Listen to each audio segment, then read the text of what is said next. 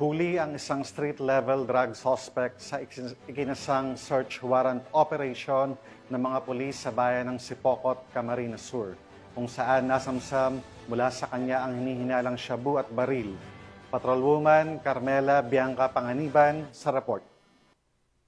Sa isinagawang operasyon ng mga otoridad, ang iligal na droga at baril mula sa isang street-level drug personality sa Barangay Kalagbangan, Sipocot, Camarines Sur, nito lamang ika-10 ng Agosto, taong kasalukuyan.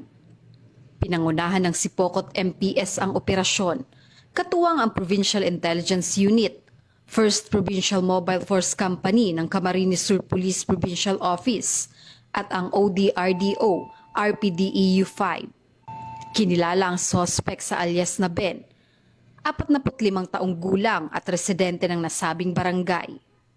Sa pagsisilbi ng search warrant dakong alas 11:30 ng gabi, na-recover mula sa kanya ang tinatayang 15 gramo ng hinihinalang shabu na nagkakahalaga ng 102,000 pesos. Bukod dito, nakumpiska rin ang isang .38 caliber revolver na kargado ng 6 na bala, kasama ang iba pang non-drug items.